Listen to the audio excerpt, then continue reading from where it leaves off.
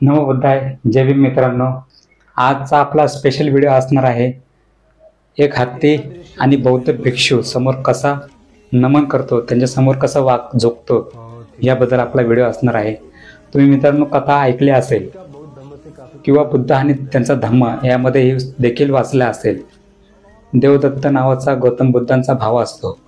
तो त्यांच्यावर नालागिरी नावाचा एक हत्ती सोडत असतो. म्हणजे दुश्मनी असते देवदत्त संगते आणि गौतम बुद्धांची. तर गौतम बुद्धांना मारण्यासाठी देवदत्त हा हत्ती सोडतो. त्याचं नाव नालागिरी असं असतं.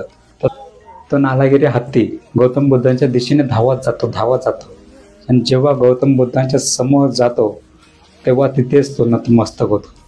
तर तेच काही स्वरूप तुम्हाला या व्हिडिओमध्ये बघायला मिळत आहे मित्रांनो. बघू शकता किती चमत्कार मित्रांनो. शांतीमध्ये किती पॉवर असते बघा.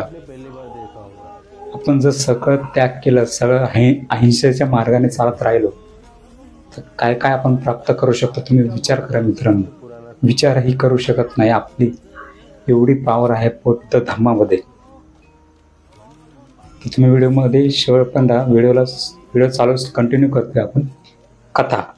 बुद्धांना एका रस्त्यावर जावे लागले होते. तिथे नालागिरी नावाचा हत्ती ठेवण्यात आला होता. बुद्धांचा चुलत भाऊ देवदत्त याच्या मालकीचा नालागिरी होता. देवदत्त यांचा चुलत भाऊ, गौतम बुद्धांचा चुलत भाऊ आहे देवदत्त. हा गौतम बुद्धांना मारण्यासाठी नालागिरी या हत्तीला घेऊन येतो. मग दुश्मनी होती गौतम बुद्धांना सांगते देवदत्ताची.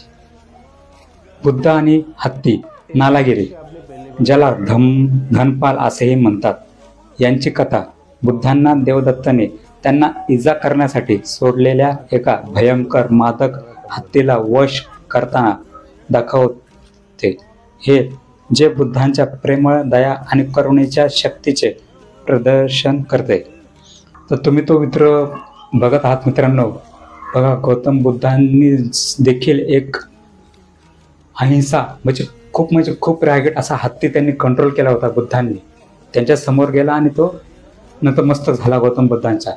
तो गौतम बुद्धांना मारण्यासाठीच गेला होता.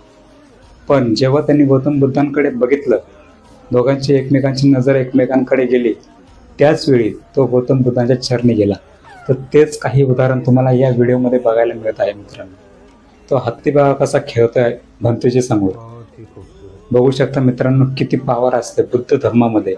शांतीच्या मार्गाने, अहिंसेच्या मार्गाने गेले तर, सगळं त्याग केलं तर किती आपण बुद्धत्व प्राप्त करू शकतो. असं नाही की आपण बोलतो की तथागत गौतम बुद्ध होणे शक्य नाही. शक्य आहे, पण तसं आपण परिश्रम केलं तर शक्य आहे. कारण गौतम बुद्ध हे 28वें गौतम बुद्ध होते. जे सिद्धार्थ गौतम बुद्ध होते ना, ज्यांचं सगळ्यात जास्त नाव लौकिक झालं जगामध्ये, ते 28वें सुमेध नावाचे बोधिसत्व होते. त्यांचं ह्या जगामध्ये नाव झालं. या आधी 27 गौतम बुद्ध होऊन गेलेत. असं नाही की हेच पहिले बुद्ध होते. यांच्या आधी 27 बुद्ध होऊन गेलेले आहेत.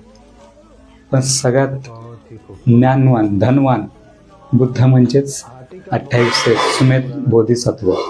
सुमेध बोधिसत्व तुम्ही ऐकलं असेल कुठं, तर तेच सुमेध बोधिसत्व हे होते. बघा मित्रांनो किती छान वाटतंय. शांततेसमोर, अहिंसेसमोर हत्ती नमन करू शकतो. तर माणूस काय वस्तू आहे.